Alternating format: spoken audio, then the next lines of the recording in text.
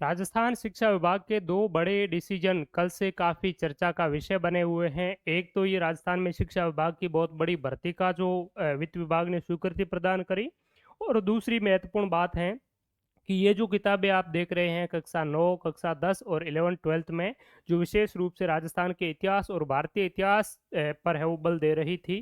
कक्षा 9 में राजस्थान के विद्यार्थियों को जो है वो राजस्थान का स्वतंत्रता आंदोलन पढ़ाया जाता था, जिसमें 1857 की क्रांति से लेकर के 1 नवंबर 1956 तक के राजस्थान के एकीकरण तक, और राजस्थान के शौर्य परंपरा और राजस्थान के जो क्रांतिकारी गतिविधियां हैं उनको इस किताब में पढ़ाया जाता था।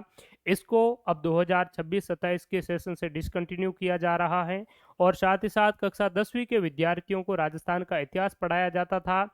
एंशियंट राजस्थान की प्राचीन सभ्यताओं से लेकर के राजस्थान का जो मध्यकालीन जो इतिहास है, राजस्थान की संस्कृति है, राजस्थान का साहित्य है, परंपरा, विरासत, ये सारी चीज़ें इस किताब में वो पढ़ाई जाती थी। लेकिन इस सत्र से है वो ये किताबें पढ़ाना है वो बंद कर दिया जाएगा, और इसको बंद करने के पीछे का जो तर्क दिया है वो राजस्थान माध्यमिक शिक्षा बोर्ड ने कहा है कि ये जो किताबें हैं वो सिर्फ कागज़ की बर्बादी थी। तो कागज़ की अगर बर्बादी थी तो आपने 2024 के साल में अगर हम बात करें तो इस किताब की 2024 के संस्करण में 2,39,000 प्रतियां वो छपी थी, और ये 9वीं वाली किताब है, इसकी लगभग 4 लाख प्रतियां वो छापी थी। तो अगर कागज़ की ही बर्बादी थी तो आपने इस किताबों को पहले क्यों छापा, पहले क्यों अभ्यर्थियों को हो पढ़ाया? अगर कागज़ की बर्बादी थी तो पहले आपको ये किताबें है वो छापनी ही नहीं चाहिए थी। दूसरी बात है कि राजस्थान की भर्ती एजेंसियां मूल किताबों की बात कर रही है कि बच्चों को, अभ्यर्थियों को मूल किताबें पढ़नी चाहिए, और वहाँ दूसरी ओर राजस्थान माध्यमिक शिक्षा बोर्ड इन किताबों को कागज़ की बर्बादी मान करके स्कूल में है से है वो आपका डिसकंटिन्यू है वो कर रहा है। तो ये आपका दोगलापन एक ही सरकार का आपको सामने है वो दिख रहा है अच्छी तरीके से। दूसरी बात है कि राजस्थान के शिक्षा मंत्री को आपने देखा होगा, जब भी शिक्षा मंत्री से चाहे विधानसभा के सदन में पूछा जाए या फिर किसी प्रेस कॉन्फ्रेंस में भी कोई भी बात पूछ ली जाए, तो वो हमेशा यही बात कहेंगे कि पिछली सरकार ने बंटाधार कर दिया है शिक्षा का, आप क्या कर रहे हैं वो बात नहीं कहेंगे। और शिक्षा मंत्री होते हुए कभी भी शिक्षा की बात है वो आपने उनके मुख से वो नहीं सुनी होगी। तो डिसीजन लिए जाते हैं, जो निर्णय लिए जाते हैं वो इस प्रकार के जो निर्णय है वो लिए जाते हैं ताकि अगर बच्चों को राजस्थान के शौर्य, परंपरा, विरासत, राजस्थान की कल्चर का अगर ज्ञान हो जाए, अगर बच्चे ज़्यादा शिक्षित हो जाए तो सरकार के लिए गले की फांस, गले की हड्डी है वो बन सकते हैं। तो इसलिए ये जो किताबें हैं ये पढ़ाना क्लासों में उचित सरकार के द्वारा नहीं समझा जाता है। दूसरी अगर हम बात करें तो सबसे महत्वपूर्ण बात यह है कि अब सरकार ने 9वीं और 10वीं कक्षाओं में इन किताबों को डिसकंटिन्यू कर दिया है। तो आप प्रतियोगी परीक्षा की तैयारी कर रहे हैं तो क्या आपको भी इन किताबों को डिसकंटिन्यू कर लेना चाहिए, आपको नहीं पढ़नी चाहिए? तो ये जो किताबें हैं ये आप एक मूलभूत स्टैंडर्ड ऑथेंटिक किताबें हैं वो मान करके इनकी पढ़ाई आपको कंटिन्यू जारी रखना चाहिए। पहले भी आपने पढ़ा होगा, और बहुत बार आरपीएसए और कर्मचारी चयन बोर्ड की परीक्षाओं में यहाँ से हूबहू बहुत सारे सवाल पूछे जाते हैं। इन पूछे जाने का मुख्य कारण क्या है? तो ये जो किताबें बनाई गई हैं, इन किताबों का जो रेफरेंस लिया गया है वो राजस्थान में जो इतिहास के अच्छे खासे जो राइटर है राजस्थान में, डॉक्टर गोपीनाथ शर्मा है, राजस्थान का इतिहास उनका है वो आता है। राजस्थान का आधुनिक इतिहास आरपी व्यास का आता है। इसके अलावा राजस्थान हिंदी ग्रंथ अकादमी की भी बहुत सारी किताबें हैं।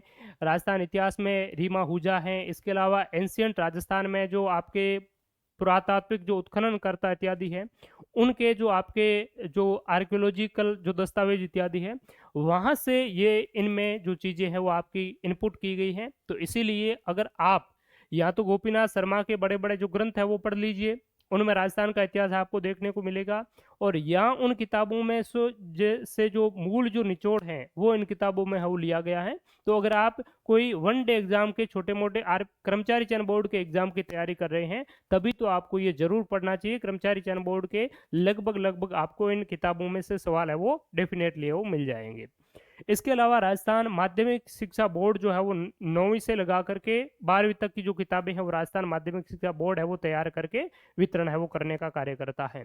कक्षा 1 से लगा करके 8 तक की जो किताबें हैं वो राजस्थान राज्य शैक्षिक अनुसंधान प्रशिक्षण परिषद उदयपुर के द्वारा RSCERT के द्वारा है वो तैयार की जाती है, जिसमें कक्षा 6 से लेकर के 8 तक की जो किताबें हैं उनमें एक एक पुस्तकें हमारा राजस्थान नाम करके जो किताबें हैं वो आती है।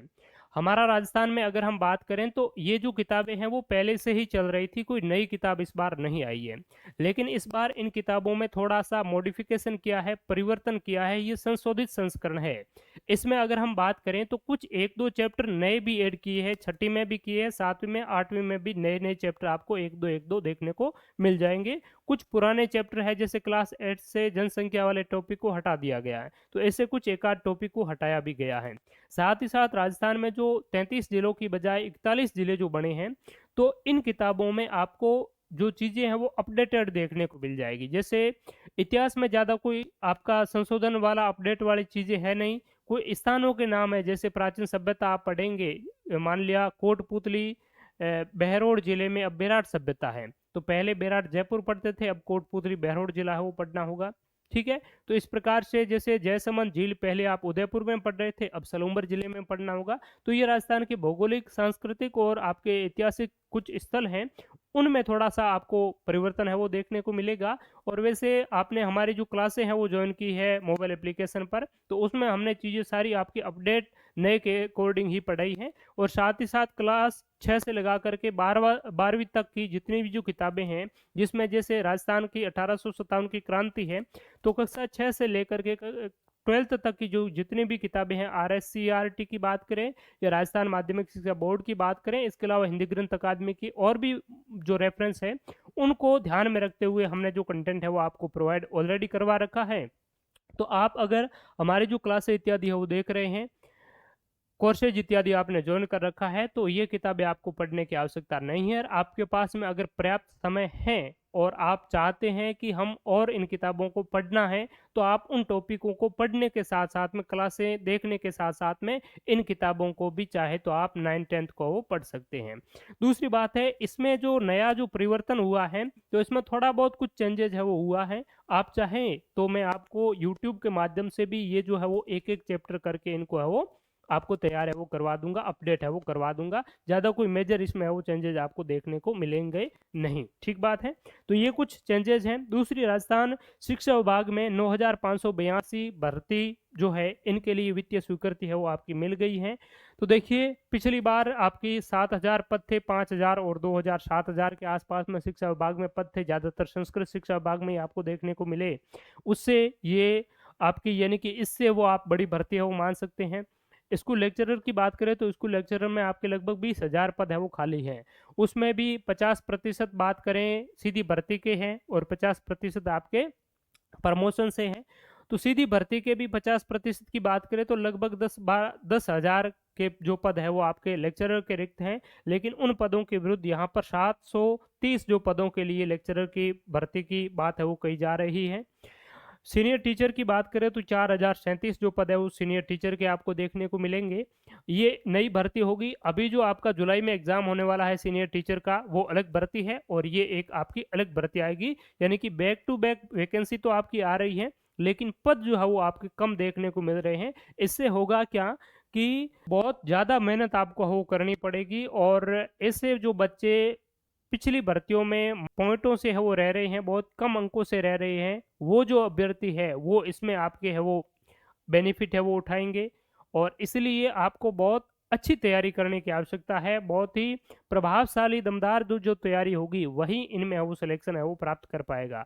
और लेक्चरर का तो पिछले जो 2200 पदों पर जो भर्ती 2024 वाली निकली थी, उसमें लगभग 400 पद तो आपके खाली ही रह गए, क्योंकि न्यूनतम क्वालिफाइंग मार्क्स है वो नहीं ला पाए। तो वो भी आपके 400 जुड़ जाएंगे, तो ये 1,000 से भी ऊपर आपकी भर्ती है वो ये वाली हो जाएगी। इसके अलावा ग्रेड 3 के अध्यापक के लिए 2,000 पद है वो निकाले हैं आपके। बेसिक कंप्यूटर अनुदेशक के लिए 1415 है। शारीरिक शिक्षक पीटीआई के लिए 900 पद हैं और प्रयोगशाला लैब असिस्टेंट 500। तो लैब असिस्टेंट के हो सकते हैं, ये जो आपकी रनिंग भर्ती है इसमें भी ये पद है वो शामिल है वो कर लिए जाए।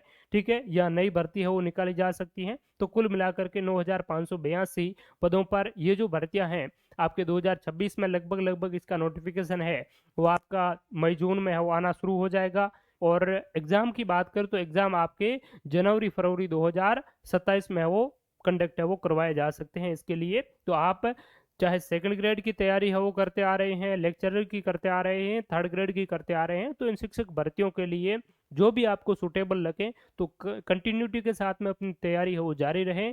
और इसके बाद में जब चुनावी साल है वो आएगा 2028, तो उस समय आपकी बड़ी भर्तियां जो डीपीसी इत्यादि जो पेंडिंग है वो जो काम हो करके और बड़ी भर्ती है वो आपके लिए आ सकती है। तो इसीलिए अपनी जो मेहनत है वो एक ही लक्ष्य की ओर है वो आप जारी रखें। इसके लिए आप अच्छी तैयारी अगर चाहते हैं तो राजस्थान जीके वाला जो पूरा सेगमेंट है वो हमारे मोबाइल एप्लीकेशन पर आपको मिल जाएगा, जिसमें Rajasthan history, culture, geography, polity, वो सारी जो चीज़ें हैं इनके लिए आपकी ज़रूरी है।